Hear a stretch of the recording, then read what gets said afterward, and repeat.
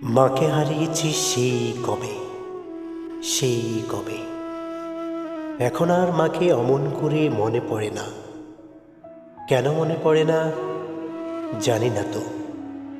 হয়তো সময় গড়িয়ে গেছে ঢের, তাই এমনটি হয়।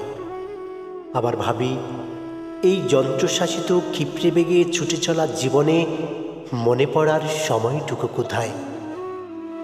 তবুও মাঝে মাঝে কত অদ্ভুত তুচ্ছ কারণে আচমকা থমকে যাই আমি। হ্যাঁ, আচমকা থমকে যাই। আর তখনই সহসা দূর অতীতে ফেলে আসা মায়ের সেই মুখটি চোখে ভেসে ওঠে। তখন আচম্বিতে কেমন যেন হয়ে যাই আমি। আচ্ছা, তোমারও কি এমনটি হয়?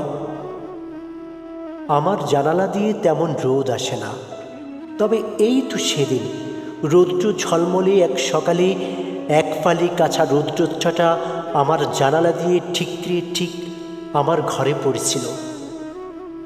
আমি প্রসন্ন দৃষ্টিতে এক মনে দেখছিলাম সেই স্নিগ্ধ আলোর বিচ্ছুরণকে। আর অমনি মায়ের সেই স্নিগ্ধোজ্জ্বল হাসিটি চোখে ভেসে এলো। কেন এমন হলো বলতে পারো? মায়েদের হাসি কি সেই অনিন্দ স্নিগ্ধ আলোকচট্টার মতো হয়? আচ্ছা, তোমারও কি এমনটি হয়? মনে পড়ে একদিন পথ দিয়ে আনমনে হাঁটছিলাম আমি। দেখলাম পথের পাশে একটি কালচিটে পড়া জীর্ণ শীর্ণ কুকুর তার ছানাগুলোকে দুধ খাওয়াচ্ছে। আমি ভীষণ বিস্ময় নিয়ে তাকাচ্ছিলাম সেই কুকুর আর তার ছানাগুলোর দিকে। কি অসহায় ছানাগুলোকে পরম স্নেহে দুধ খাওয়াচ্ছে তাদের মা কুকুরটি।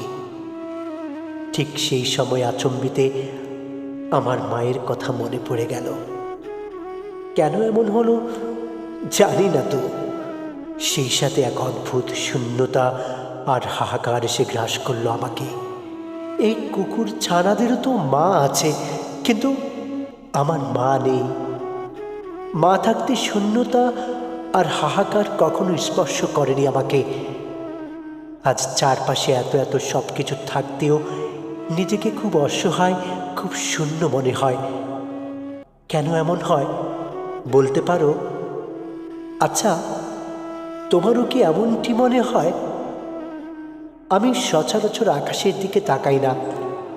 আকাশের দিকে তাকালে কেন জানি সারা আকাশ জুড়ে মায়ের মুখটি ভেসে ওঠে, আর এক অদ্ভুত ধরনের দীর্ঘশ্বাস আমার দেহ মনকে প্রবলভাবে ঝাপটে ধরে। মনে হয় আকাশের মতো মা কত বড়, কত বিশাল, অথচ পৃথিবীর সব কিছু কত ক্ষুদ্র, কত ছোট। পৃথিবীর তাবৎ বিভীষিকা, লোভ, হিংসা, ঘৃণা, বৈরিতা, দূষণ মায়েদের কখনো ছুঁতে পারে না। পৃথিবীর সব সম্পর্কই আংশিক বা পুরোপুরি স্বার্থ ভারাক্রান্ত, বিনিময় নিয়মাধীন। কিন্তু মায়েদের ভালোবাসায় কোনো স্বার্থ থাকে না, কোনো বিনিময় নীতি থাকে না। তারা জাগতিক এই সকল ক্ষুদ্রতার অনেক অনেক ঊর্ধ্বে। আচ্ছা, তোমারও কি আকাশের দিকে তাকালে এমনটি মনে হয়? এমনটি মনে হয়